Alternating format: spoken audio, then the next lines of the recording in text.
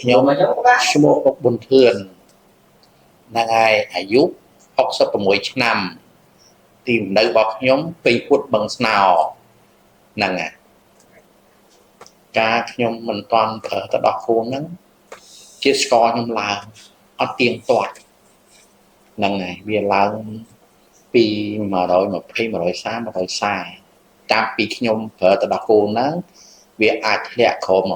120ឬ90ឡើងអត់ដូចដេកជ្រួលជាងមុនតាន់ហូបចាប់ពីហូបទៅដោះគោហ្នឹងមកជួនកាលនោមម្ដងពេលយប់កាលពីមុនខ្ញុំនោម2 ដងឬ3 ដងឬអត់ម្ដងអញ្ចឹងណាតែទៀងទាត់ដល់ពេលខ្ញុំញ៉ាំទៅដោះគោហ្នឹងមកវាធ្លាក់អត់សូវនោមបាទតាម Facebook ហ្នឹងក្នុង Facebook ហ្នឹងទេពរិនតារោគាត់អ្នកផ្សាយទុកចិត្តដោយសារកប់ផ្សាយហ្នឹងថាមិនថាតួឯងមួយដែលសបផ្សាយហ្នឹង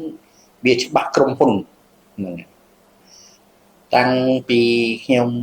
ញ៉ាំទៅដោះគោហ្នឹងសាកមកស្ករខ្ញុំមានទឹកហេព្រម120ចុះ90ឡើងអញ្ចឹងមិនខ្ញុំចាប់អារម្មណ៍ទៅដោះគោហ្នឹងខ្ញុំដោយសារខ្ញុំអត់ខ្វល់អ្នកណាថាសុខហល់ថាទៅដោះគោហ្នឹងខ្ញុំញ៉ាំទៅវាសុខភាពខ្ញុំល្អពេលខ្ញុំអត់សូវភ័យព្រួយអីទាំងអស់ហ្នឹងហើយដោយសារស្ករខ្ញុំមានហ្នឹងខ្ញុំសូមជូនពរក្រុមហ៊ុនទៅដោះគោនឹងឲ្យបងប្អូនដែលមានជាតិលើស្ករញ៉ាំទៅដោះគោនឹងទៅសាក់ដបងមើលចំពោះខ្ញុំគុណភាពរបស់ដោះគោខ្ញុំសូមសរសើរហើយបងប្អូនណាដែលរៀនជាតិស្ករសូមញ៉ាំទៅប៉ុន្តែចំពោះខ្ញុំពេញចិត្តទៅដោះគោដោយសារ